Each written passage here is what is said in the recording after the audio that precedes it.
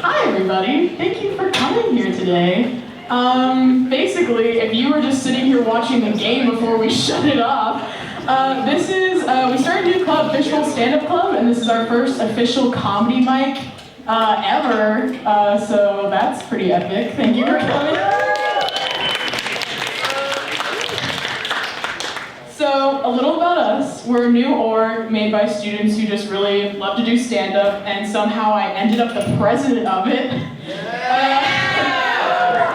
So, you may be wondering what exactly my qualifications are for that, and well, I will say the past 19 years of my life, I've been living as the funny friend who only knows how to use humor to cope with her problems. So you could say I've had a lot of practice doing this up here.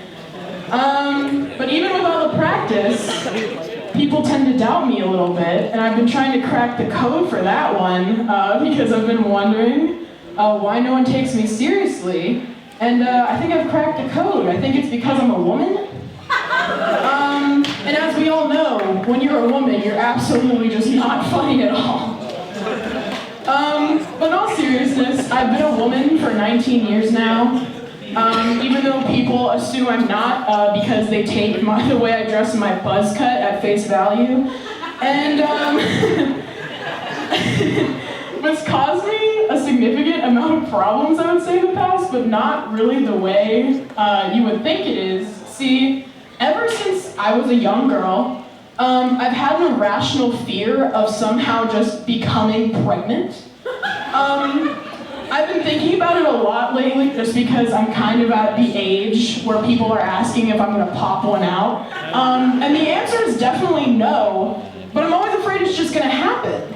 And let me establish right off the bat that it's pretty much impossible for this to happen for a number of reasons. I have two illnesses that cause me to be infertile. One is PCOS, it's polycystic ovarian syndrome, and the other is BAL, more commonly known as being a lesbian. So with those things keeping in mind, if I ever was pregnant, it would be very on purpose, it takes a lot of effort. But I'm still afraid that I'm just gonna wake up in my bed one morning and just suddenly be with a child. This started happening after, when I was younger, I discovered the show I Didn't Know I Was Pregnant. If you've never seen the show, I feel like the title's pretty self-explanatory. But basically every episode is just kind of like a woman living her life, as I do. And no pregnancy symptoms at all. But then all of a sudden, something happens where she just pops out a baby. For example, one episode was a woman who, just watching a movie with her boyfriend, she got the feeling that a lot of us are familiar with. She needed to take a shit. And she went to do so, and after she was done taking what she thought was a perfectly normal shit, she looked in the toilet, and there was a baby in the toilet. And let me tell you something, that, to me, as a third grader, was insane. Because this lady was in no way showing any signs of pregnancy. No morning sickness, no, weight around the middle. She was, perfectly fine.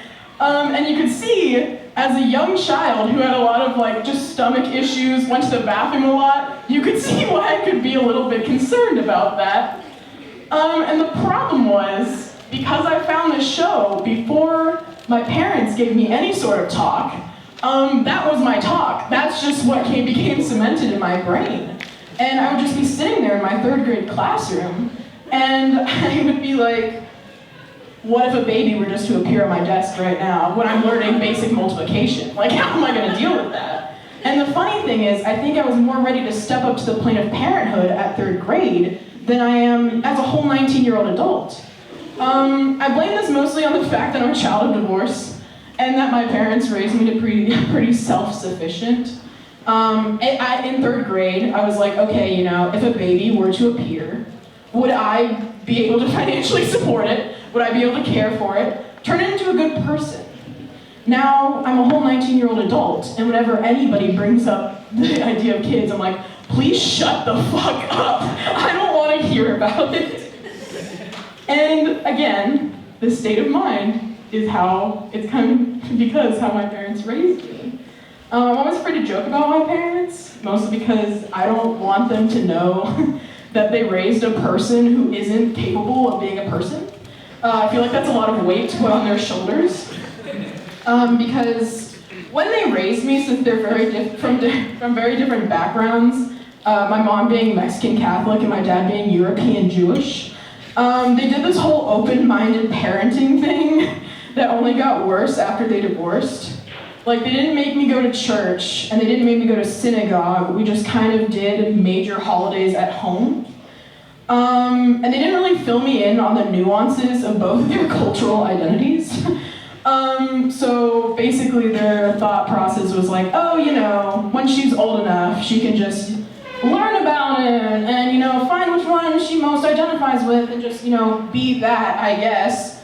And maybe to some people this sounds great, but to me, a lazy kid who didn't really want to piece together a cultural identity, it sounds like a very non-committal way to raise a child. And that made me a very non-committal adult. At least if you're forced to do some sort of religious thing, you have something to kind of like identify with or like kind of rebel against. It kind of bonds people, I've found. The only thing I have is a really big case of imposter syndrome, because I'm here on a diversity scholarship, and I'm not 100% sure on what my diversity is about, other than being a very unfunny woman. And that's my time, ladies and gentlemen.